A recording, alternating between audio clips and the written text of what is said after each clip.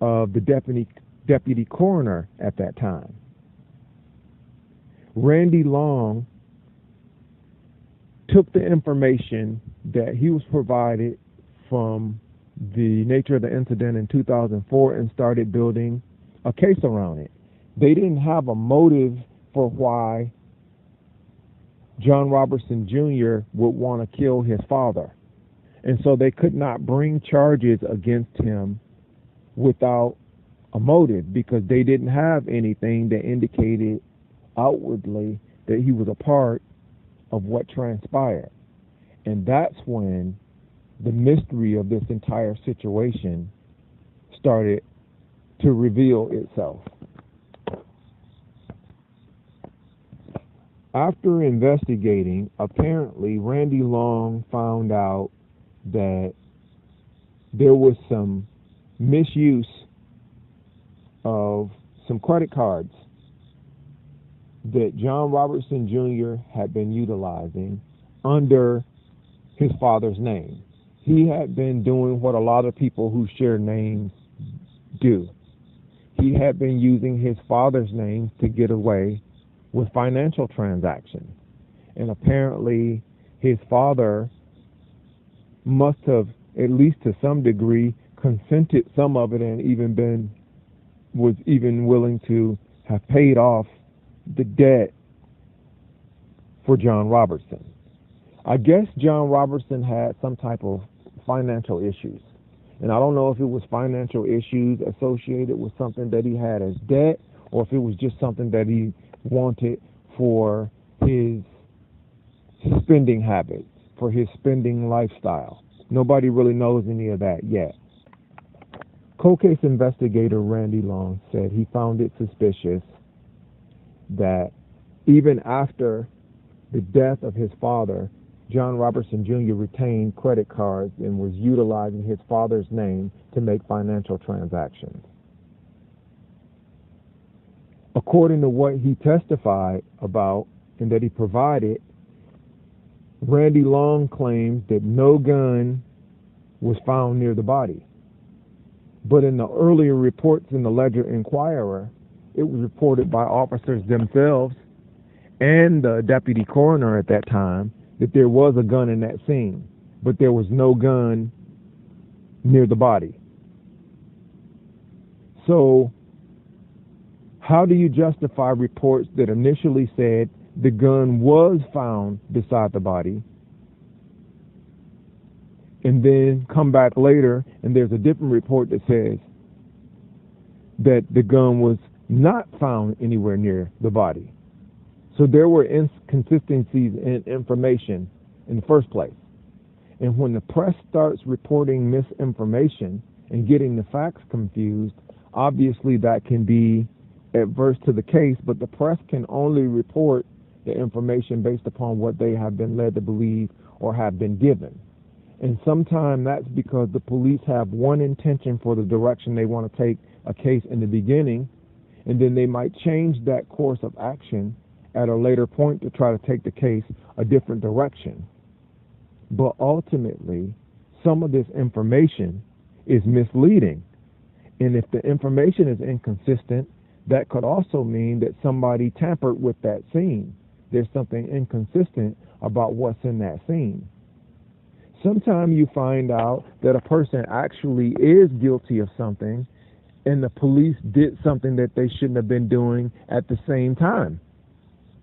So at the same time that person is at fault for the alleged incident, the police also did something to contaminate that scene simultaneously, which means that both of them are at fault.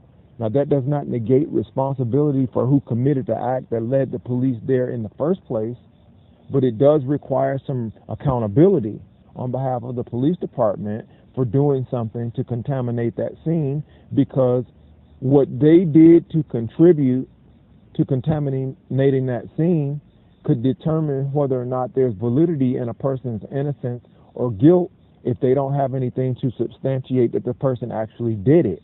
And I don't believe they have anything to show definitively that Colonel actually did it.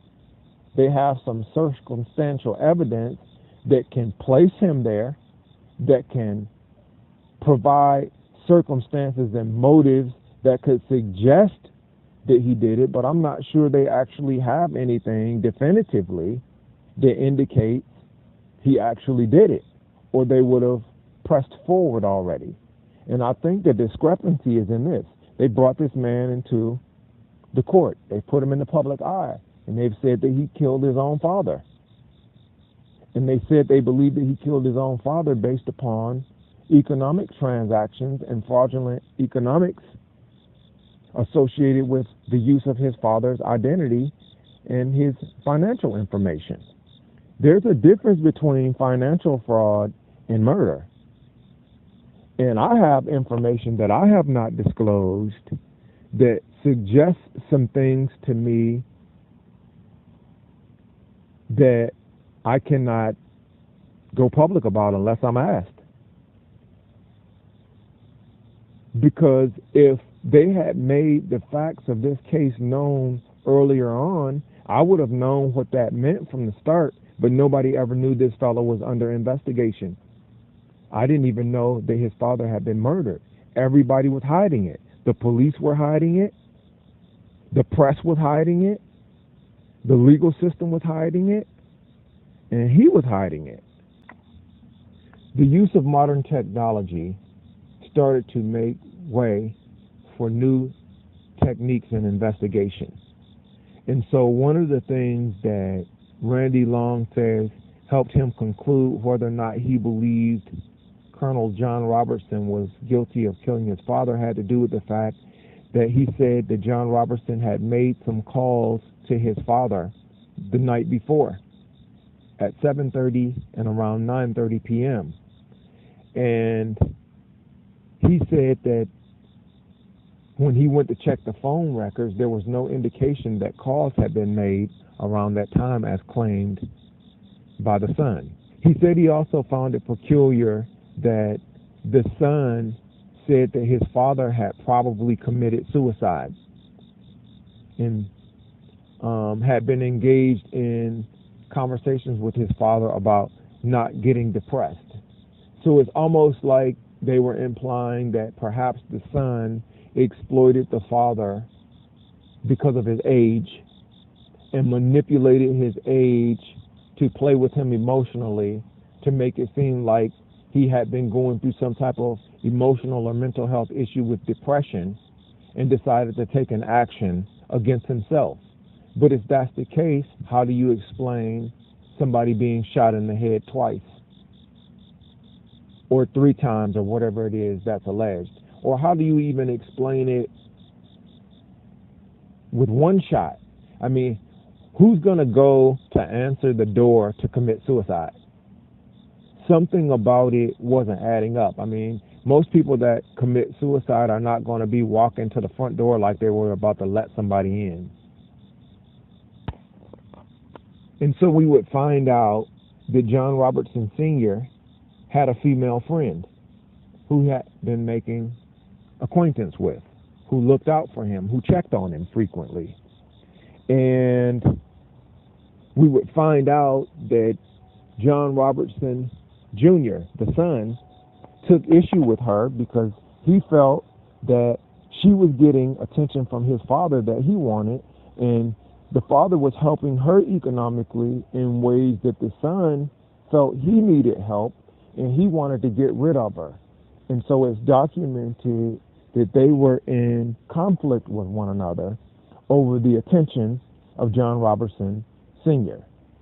See, Colonel was an only child. He was used to getting all the attention.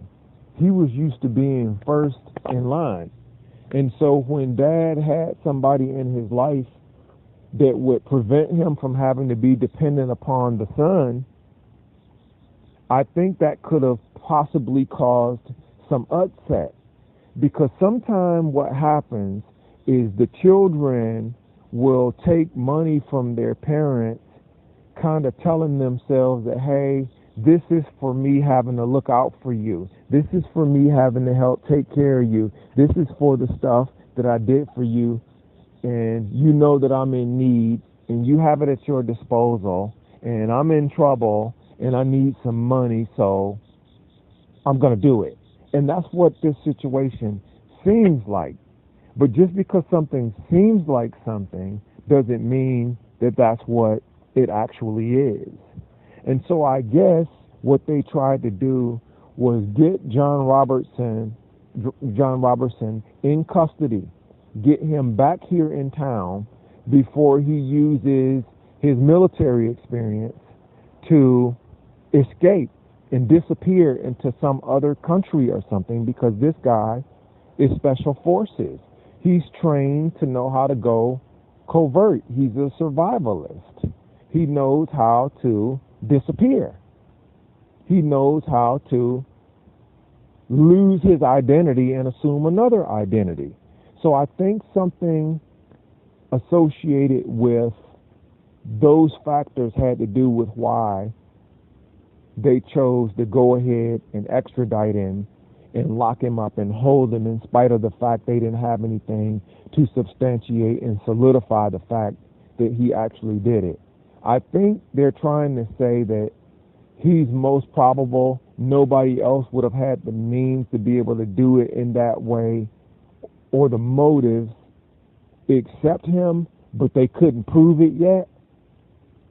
And I guess they were willing to take the risk of putting him in custody to continue their investigation, rather than take the risk of letting him be somewhere else, go through all of the issues of deportation and visas and all of that stuff that it would take to first locate him and then extradite him back. I think they were trying to take the action that would be most effective to deal with the situation before it became more difficult to apprehend him, because he was no longer in the United States. Based upon the way it appears, it seems like this associate, this acquaintance, this female, was going to be used as the alibi to be the potential person who could be blamed for the death of John Roberson Sr., because she was the one that spent the time around him. She was the one he left the door open for when she says that he would leave a certain door open for her to come in when he knew she was going to be coming to the area. She was the one that found his body. So she would be the person that they associated with him last, who saw where he was and what was going on in that scene. And we don't know what her testimony is. This is just what was